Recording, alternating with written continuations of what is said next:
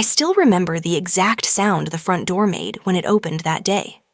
Not a frantic bang, not a guilty creak, just a casual, entitled push of the handle. The kind of sound a man makes when he believes nothing he has done could possibly have consequences. The kind of sound that tells you he expects everything to be right where he left it. His shoes by the wall, his favorite chair by the window, his place at the dinner table waiting for him like time itself had paused for his convenience. He wiped his feet on the welcome mat like he still lived here, like the mat still welcomed him. A month of silence. A month of unanswered calls, unpaid hospital bills, and a 12-year-old boy asking if his father had forgotten him. A month of standing in a pediatric ward hallway, pretending I had answers I didn't have. A month of trying to gather every ounce of strength I had to care for our son, while holding my own heart together with shaking hands. He finally walked back in, sunburnt from whatever beach trip they had taken, wearing a shirt I'd never seen before, and smelling like cologne that I certainly had never bought for him. His hair was styled differently. He had a tan line on his ring finger. Our son was in his room when it happened. He was drawing again. He had started doing that more since things fell apart. Little pencil sketches of birds, mountains, quiet things, peaceful things.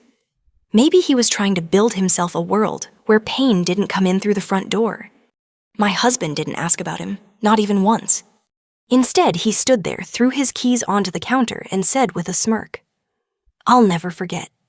You're lucky I even came back to this house. Lucky. Lucky." That word hung in the air like smoke from a fire that was still burning somewhere unseen. I didn't cry. I didn't yell. There was nothing left in me that needed his acknowledgement or apology or explanation. Maybe a month ago, his return would have broken me open all over again. But that month, those 30 long days, had changed something fundamental inside me. Pain had carved room for clarity. So I just looked at him. Kindly, steadily, without hate, without love, without longing. Just truth. "I don't need you to come back," I said. "I needed peace, and I've already found it." His expression flickered just a fraction. Something in him realized that the version of me he thought he owned, the version that begged, chased, feared losing him, she didn't live here anymore. But the story didn't begin there, not really. To understand why those words came so easily, to understand how a quiet woman became someone who could look at the father of her child and speak the truth without trembling, you need to know what led us to that moment. So let me take you back not to the day he left, but to the days before things fell apart. Because devastation rarely arrives loudly. Sometimes it grows quietly like mold under floorboards. Sometimes the saddest stories start with a family that looked almost ordinary from the outside. Our home sits in a small town in Ohio, the kind where everyone knows who's repainting their porch, who's having trouble with their car, and who hasn't shown up to church service in 3 Sundays. We had lived there for nearly 12 years. We moved there when our son was still learning to walk. We planted the maple tree in the backyard together.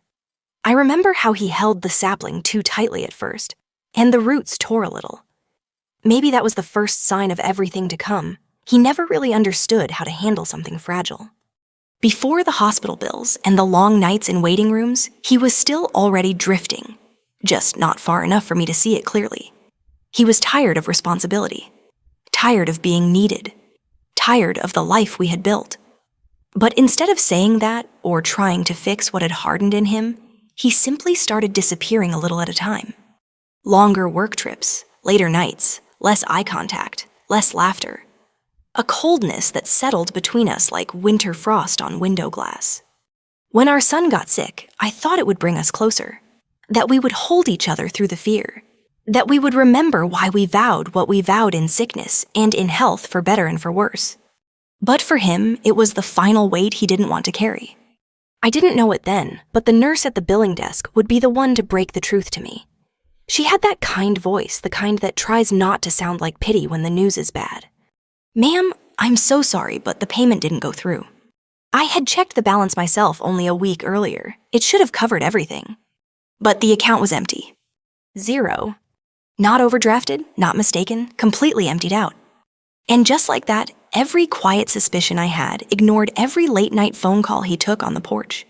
Every half-hearted excuse, every distant look came together like pieces of a puzzle I never wanted to see clearly. He wasn't just gone. He had chosen to go. He had chosen someone else. He had chosen to take what was meant to save our child. I drove home alone that day. The house felt hollow. The walls felt thinner. The silence was heavy, but inside of it was something else. Something growing slowly, like a seed that had been waiting for darkness to take root. Resolve. Not anger, not hate, not revenge, not yet. Just clarity. The man who walked out that door a month ago was not my husband. He may have shared my last name. He may have stood beside me in front of people who promised our future was blessed and sanctified. But the man I loved was gone long before the door closed behind him. So when he returned, tired, smug, sunburned, sure, he still held power. What he found instead was a woman who had learned how to breathe without him. He didn't know it yet. But the life he walked back into was no longer one where he had a place. Before everything shattered, our life looked at least from the outside like something steady, ordinary, unremarkable in the comforting kind of way. The kind of life where you know when the mail arrives, which neighbor's dog digs in, which yard and how many minutes it takes to walk to the local grocery store, if you cut through the church lot instead of going around. Familiarity can feel like love when you've lived inside it long enough. We had a small house on Maple Ridge Road, where the porch paint always needed touching up and the mailbox leaned just a little to the right. I used to complain about that mailbox, how every time the wind blew strong enough, it looked like it might fall over. Funny how I miss that now. The little annoyances that meant home was a place where everything felt safe enough to be imperfect. When we first moved in, we planted that maple tree in the backyard, a thin little stick with roots that looked too fragile to hold anything upright. He held it like it was something that needed to be controlled too tightly. Like if he didn't grip it hard enough, it would collapse. I remember I laughed and told him trees needed room to grow. He loosened his grip and shrugged like it didn't matter. Maybe that was always the difference between us. I believed love needed space. He believed love needed ownership. For years, we lived the kind of life where routines stitched the days together. He worked at a manufacturing plant a few towns over, the kind of job where lunchboxes and thermos caps and steel-toed boots are part of the quiet language men use when they don't know how to say what they feel. He'd come home tired, but we'd eat dinner at the same time every night. Our son would talk about school. I would talk about work, and my husband would listen. Nod and say the same things husbands say when they're trying, but maybe not trying very hard.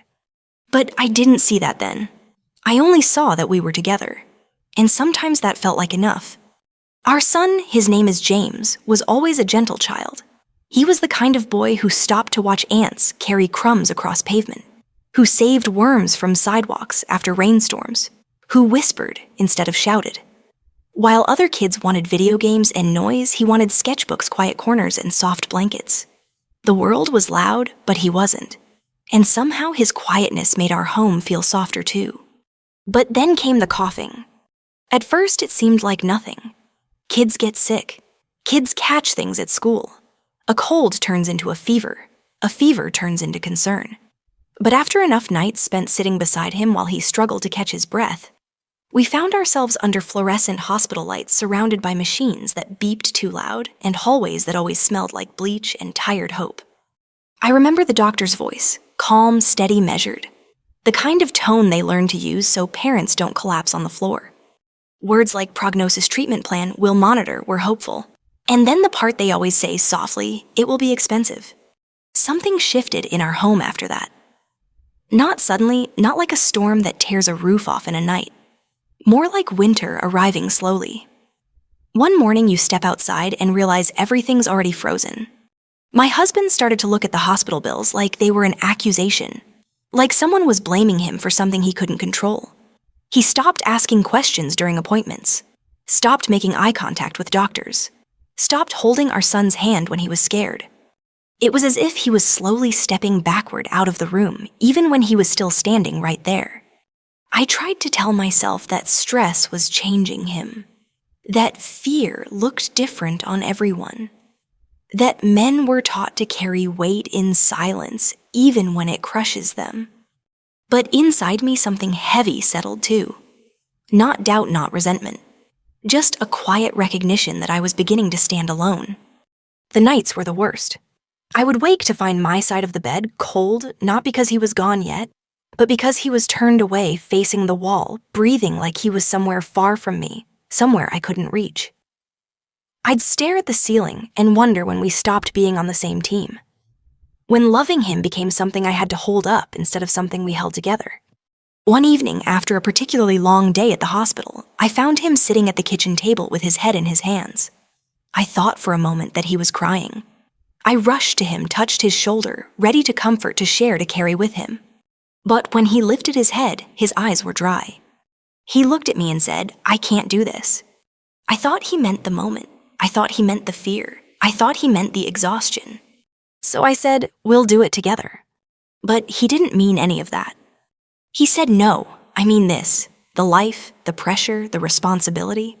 I wasn't made for this." Before I could respond, he stood up, grabbed his jacket, and walked outside. No slam, no shout. Just the steady sound of someone closing a door behind a part of their life they've already decided to abandon. He left for the first time that night. Not for a month, not yet. But that was the first crack, and sometimes all it takes is one. From there, the distance grew faster. Less laughter, less conversation, less presence. He was disappearing long before he was gone. I just didn't want to believe it yet. Because believing it meant facing the truth, I was already carrying this family alone. And I was about to learn that heartbreak doesn't always come in storms. Sometimes it comes in silence. It happened on a Wednesday. I remember because Wednesdays were the days our son had physical therapy at the children's clinic on the east side of town. We always stopped afterward for a vanilla milkshake, something small to look forward to after the harder parts of the day. He never finished the whole thing, but he always held the cup with both hands, like it was something safe and familiar. Like it anchored him. That morning, my husband said he had to leave early. Work called, he said. He didn't look at me when he said it. He didn't kiss me goodbye. He didn't ask how our son slept. And I remember thinking, he has already left. This is just the day the rest of us will realize it. Still, I held on to hope, not because I believed in him, but because I was afraid of what it meant if I didn't. At the hospital, the billing coordinator pulled me aside. She had one of those soft smiles the kind medical staff wear when they know the news is heavy, but unavoidable. "Mrs. Turner," she began gently, "I'm so sorry, but your account didn't go through. The payment was declined." It felt like the world paused, not dramatically, not loudly, just the way a heartbeat pauses before the next beat decides whether to keep going. "That can't be right," I said. "We had enough. I checked." She nodded kindly. "I know, you've always been on time with payments. But when I looked again, your balance is at zero. Zero. Not lower than expected. Not drained by medical expenses. Empty." My hands went numb. I must have thanked her. I was raised to be polite even when the ground falls out beneath me. I don't remember driving home, but I remember the feeling of the steering wheel, the tacky warmth from the sun. I remember thinking, no, not him. He wouldn't do that. Not to us, not to his son. Not. But when I got home, his truck was gone. His closet was half empty. His razor, his toothbrush, his Sunday shirt missing. He had packed without telling me, without leaving a note, without even the courtesy of cowardice disguised as explanation. Just absence. I tried calling him. The phone went to voicemail. I tried again. And again. At some point, the voicemail message stopped sounding like his voice. It just sounded like a wall. Hours passed. I called his work. They told me he hadn't been there in 3 days. 3 days? He had left before the hospital bill bounced. Before the nurse told me. Before I even knew what was falling apart. I sat on our couch, and stared at the wall like it could make sense of things I could not. The house felt unfamiliar, as though it belonged to different people, a family that existed just last week. The next call came from a neighbor, one who had a habit of accidentally seeing too much. Small towns don't keep secrets, they just tuck them into quiet corners. She had spotted him, not alone, not working. With a woman, at a restaurant 2 towns over, laughing, relaxed, like a man who had walked away from responsibility and found relief waiting on the other side of the door. I didn't cry then either. Not because I was strong, not because I was numb, but because shock is a strange, clean silence, the kind that comes before the storm, before grief grows teeth. That night, I tucked our son into bed. He looked up at me with those soft, solemn eyes and said, "Mom, when Dad comes home, can you tell him I was brave today? I didn't cry when they put the needle in." I nodded. Of course, I whispered. But inside, something splintered. Not because of the pain, but because of the innocence. Because he still believed his father was someone worth impressing. The next morning, I called the bank. There was no fraud, no error, no misunderstanding. He had withdrawn every dollar himself. The savings we built, the emergency fund we guarded, the money meant for our son's healing. Gone. Spent. Given away to a woman who didn't know or didn't care what it was meant for. Grief is heavy, yes. But betrayal has a heat to it, a sharpness, a way of burning through delusion so thoroughly that when the truth finally appears, it appears with perfect clarity. I realized then that he hadn't changed overnight. He had been leaving us in pieces slowly for months, maybe years. This was just the final step. And I knew what I had to do. Not scream, not beg, not chase. I went to the kitchen drawer, the one where we kept old paperwork and pens that sometimes worked, and I found the business cards someone at the hospital had given me weeks before. Free legal aid Tuesdays and Thursdays. I didn't call out of anger. I called because something inside me had shifted from "why is this happening to me" to "what do I need to do to protect my son?" Sorrow can paralyze, but responsibility, especially when it involves a child, can move mountains. The woman on the phone had a voice like steady ground. She didn't gasp when I told her what happened. She didn't act surprised. She simply said, "We can help you." And for the first time in weeks, I felt like I wasn't drowning. That night, I lay next to my son while he slept. His small breaths soft and even. His fingers curled loosely like he was holding onto a dream. I watched him, and I made a promise, not aloud, not dramatic, just a quiet vow inside myself. I will not let him lose more than he already has. Not to illness, not to fear, and certainly not to a man who walked away from him. What I didn't know then was that the next chapter, the one where I learned how to stand on my own, would be the part of the story that changed everything. Pain had taken so much, but it had also cleared the ground. And soon I would learn to rebuild. In the weeks that followed, the house did not feel empty, it felt cleared. Not abandoned, not broken, just quieter. As if the air itself had been holding its breath for months and was finally allowed to exhale. I did not yet feel strong. I did not yet feel healed. But I felt something new, something I hadn't felt in a long time. Control. The first step was practical. Life did not pause simply because my heart did. Our son still needed treatment. Appointments still needed to be kept. The refrigerator still needed to be filled. The world continued moving, and I had to move with it. I began picking up extra hours where I worked, which at the time was a front desk receptionist at the local dental clinic. It wasn't glamorous work. Insurance forms, appointment calls, disinfectant smell that never quite left my clothes.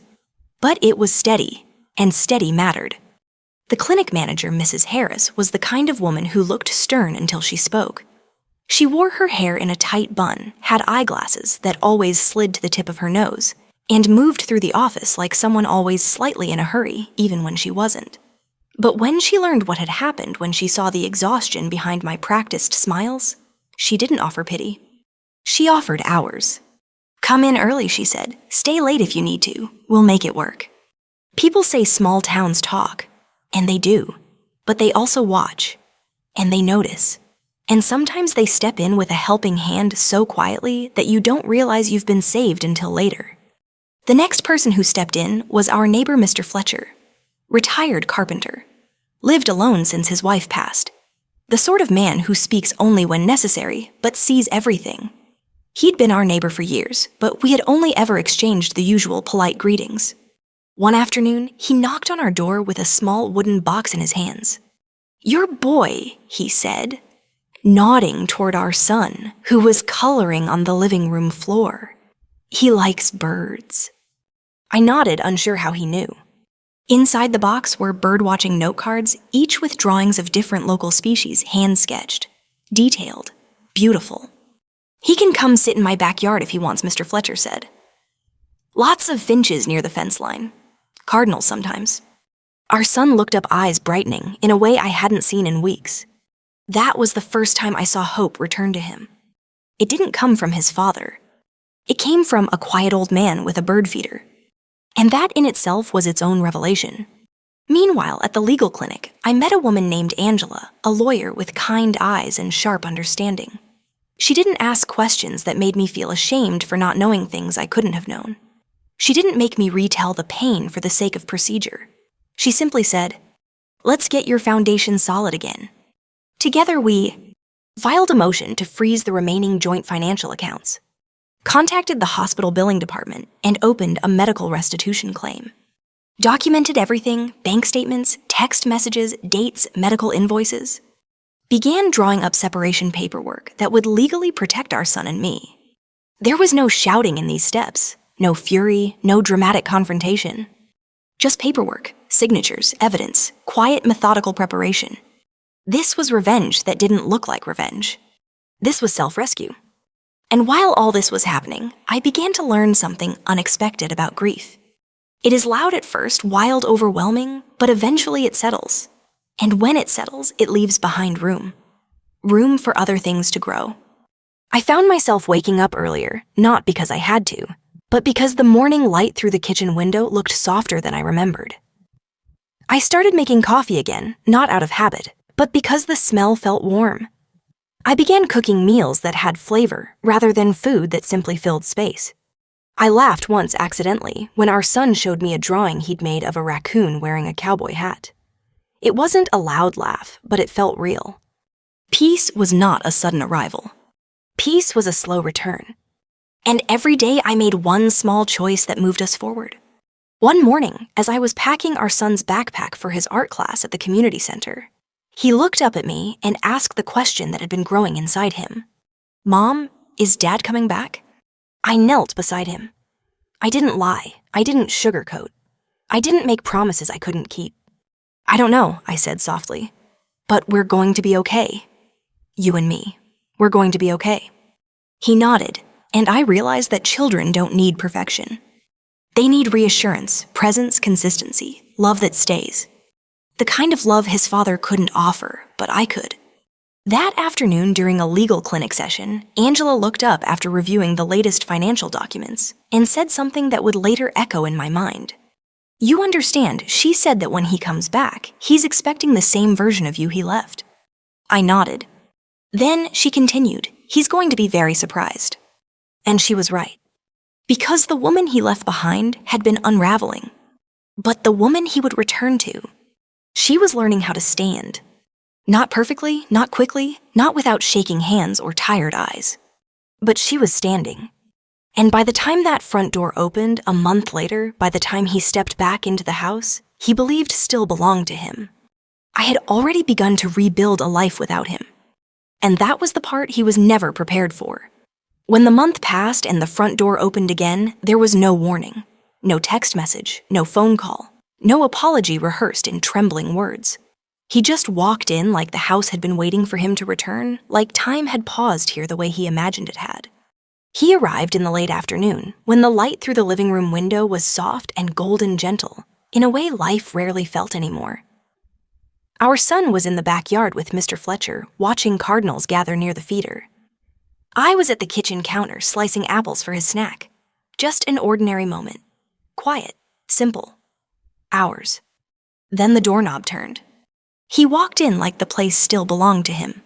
Like the air owed him welcome. His clothes were different, nicer than before. New shoes, new watch.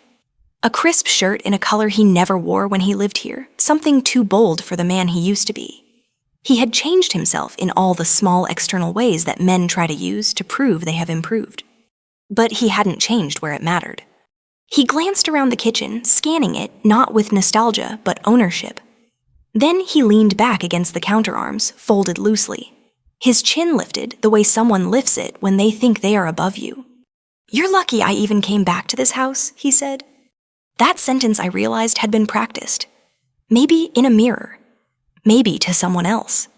maybe said before to someone who accepted less than she deserved. But I was not that woman anymore.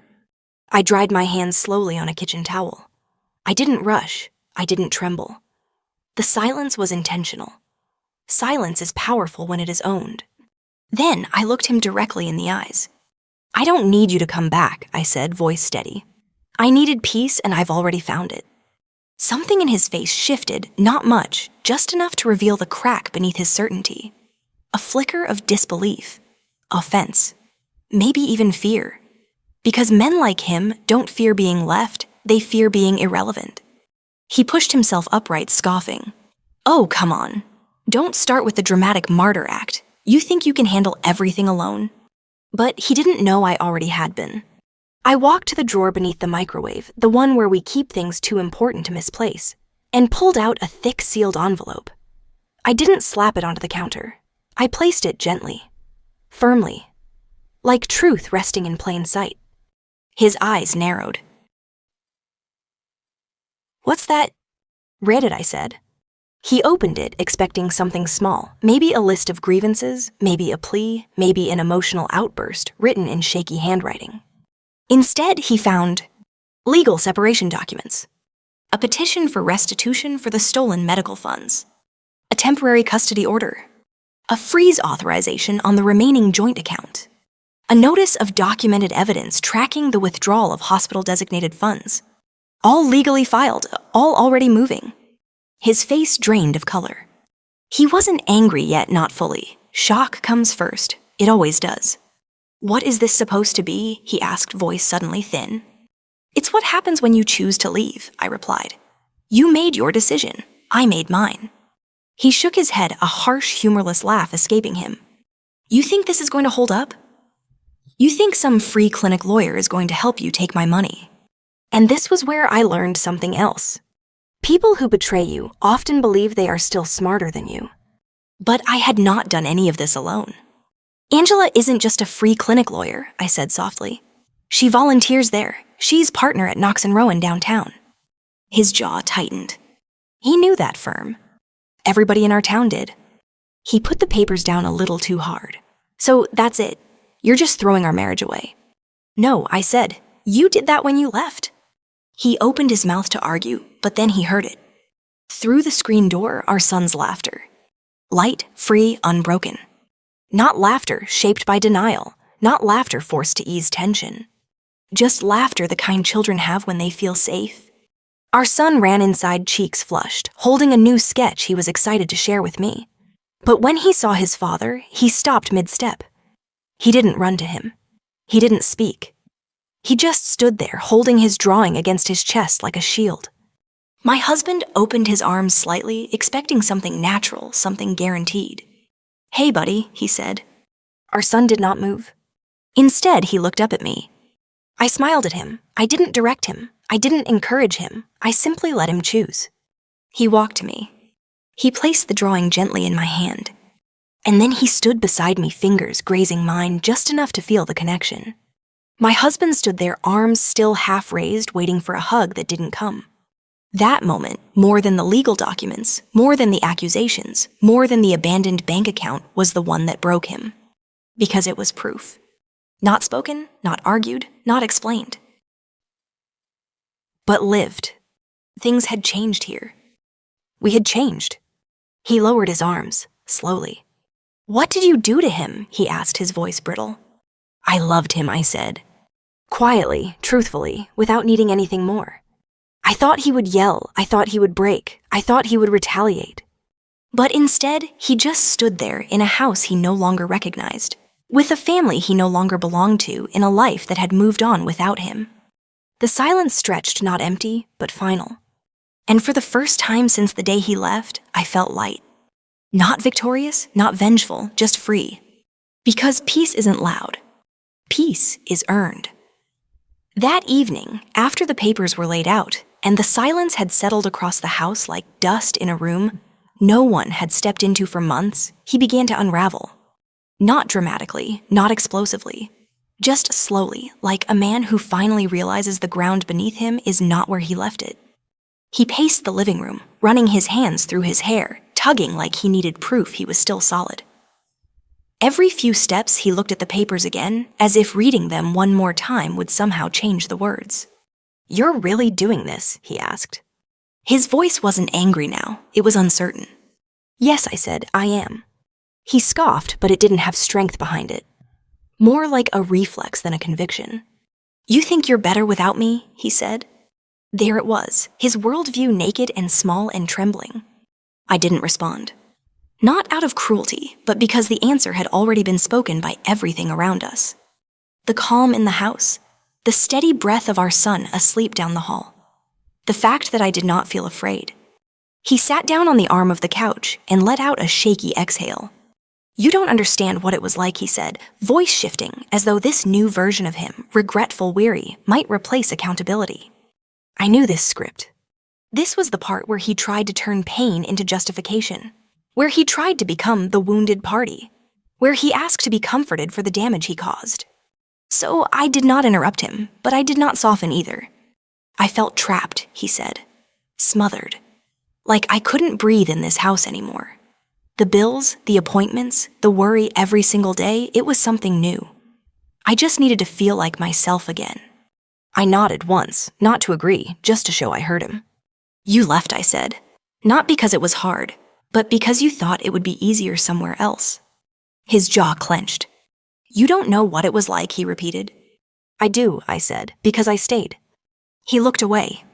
There are moments when truth is not sharp, it's just heavy. And when heavy truth lands, it settles in the bones. He suddenly stood again, moving toward the hallway. "I need to talk to him," he said. "Our son."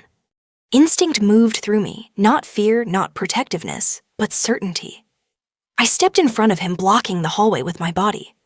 Not threateningly, just firmly. "He's asleep," I said, "and he doesn't need this tonight." His face twisted, hurt, offended, confused, like a child told they were no longer allowed their favorite toy. "He's my son," he snapped. "Yes," I said, "and he is a child who needs safety. Right now that safety is not you." The words hit him not like a slap, but like gravity. He backed up a step, his breathing unsteady now. "You turned him against me," he whispered. "No," I said gently. "You weren't here. That's what turned him away." He looked like he might cry, but tears can come from many places, remorse, shame, or simply the shock of losing control. I didn't know which one these were, and I didn't ask. He sank onto the couch, elbows on his knees, staring at the floor. "What am I supposed to do?" he asked quietly. And in that moment, the man in front of me was not the one who left. Not the one who took the money. Not the one who smirked when he walked through the door. He was just human, flawed, small, lost in the consequences of his own choices. I sat in the chair across from him, not next to him. "That's for you to figure out," I said. "But it won't be done here." We stayed that way for a long time, not speaking, not fighting, just sitting in the truth. Eventually, he stood. He picked up the envelope again, more carefully this time, more aware of what it contained. He walked to the door. His hand hesitated on the handle. "Do you hate me?" he asked. I shook my head. "No, I don't have space for hate anymore." He swallowed, nodded, and opened the door. But before he stepped out, I said, "You have a chance to become someone better than the man who left. What you do with that chance is up to you." He didn't answer. He walked into the evening air, closing the door behind him, not slamming it, not leaving it ajar, just closing it like someone who finally understands the weight of a goodbye. The house felt still afterward, not heavy, not sad. Just still. I walked to our son's room and stood in the doorway. He was asleep, his hand resting on a drawing of a bluebird perched on a branch. The kind of drawing that makes you believe gentle things still exist. I sat on the floor beside his bed and watched his chest rise and fall. Slow, peaceful, safe. And I realized, the breaking point of this story was not when he left. It was when I finally stopped waiting for him to come back. The choice was not between him and being alone. It was between losing myself and finding peace. And I chose peace. Not because I was strong, but because I refused to be broken anymore. The weeks that followed were not perfect, and they were not painless. Healing rarely moves in a straight line. It comes in slow steps. Quiet mornings, soft breaths, and realizations that rise gently rather than crash. But peace did return. It didn't arrive with triumph. It didn't arrive with victory. It arrived the way spring arrives after a long winter, soft at first, almost unnoticed, until the world slowly turns green again. I started waking up before the alarm. Not because I was anxious, but because the morning light felt warm on my face. The house was quiet, but not heavy. Silence no longer meant abandonment. It meant rest. Our son James grew steadier, too. Some wounds live under the surface ones. Only time knows how to mend. But there was a light in him I hadn't seen in months. He laughed more, drew more, asked questions about birds and trees and clouds the way he used to. One afternoon, he came home from Mr. Fletcher's backyard with a pair of worn binoculars hanging around his neck. They were old, the leather cracked, the lenses scratched, but he held them like treasure. "Mr. Fletcher says I can keep them," he said. "He says I've got an eye for things that don't fly away when you're gentle." I felt something warm rise in my chest. Pride, not in myself, but in him. In the way he had survived something that could have hardened him, yet remained soft. The legal process moved forward quietly. My husband didn't fight it. Not hard, anyway. He made a few calls, asked a few questions. But at some point, whether out of understanding or exhaustion, he signed what needed to be signed. He started a payment plan for the restitution. The courts approved temporary custody arrangements that favored stability and routine, something our home had become again. He didn't vanish this time. He didn't run. He simply stepped back and tried in his clumsy, uncertain way to rebuild something of himself. There were moments, unexpected ones, when I would see him around town. Not close enough to speak. Just there in the grocery store parking lot or outside the post office, hands in his pockets, looking like a man trying to figure out how he became someone he didn't recognize. Once he approached us after a school art showcase. He stood a few feet away, waiting, not assuming. That alone was proof of change. He walked up slowly, nodding toward the drawing our son had made, a robin perched on a wooden fence. "It's beautiful," he said quietly. Our son didn't rush to him, but he didn't turn away either. He just nodded and said, "Thanks." The interaction was small, simple, and real. There was no grand apology, no dramatic reconciliation, no sudden return of the family we once were. But there was acknowledgement. And sometimes acknowledgement is enough. I learned something important in those months. Forgiveness is not about letting someone back in. Forgiveness is about letting the anger out. It is not forgetting. It is not excusing. It is simply releasing what no longer belongs to your future. One Sunday morning, while sitting on the back porch with a cup of coffee warm between my palms, I watched James and Mr. Fletcher refill the bird feeder. Cardinals, sparrows, chickadees. They fluttered around the yard in small bursts of red and brown and gray. The maple tree we had planted years ago had grown taller now. Its branches stretched wide leaves, brushing the sunlight in gentle movements that looked like breathing. Life had continued. Life had healed. But it hadn't healed because my husband returned. It healed because I chose peace over pain, stability over chaos, love over longing, myself over the version of me who waited for someone else to save her. I didn't end this story with fury. I didn't win by destroying him. I won by rebuilding us, our son and I, and something quiet, steady, and strong within myself. If there is a message in all of this for whoever is listening, perhaps it is this. You do not need someone to stay in order to be whole. You do not need someone to return in order to find peace. You do not need someone to love you in order to be worthy of love. Sometimes the most powerful revenge is not what you take from someone else. It is what you give back to yourself. Your dignity, your calm, your future, your breath. If you are going through something like this, if your heart is heavy, if your home feels unfamiliar, if you are trying to hold yourself together, please remember, you are not weak for wanting love. You are not foolish for trying. And you are not broken beyond repair. There is still a version of your life waiting for you that is filled with quiet mornings, soft light, easy laughter, and peace that stays. You deserve that. We all do.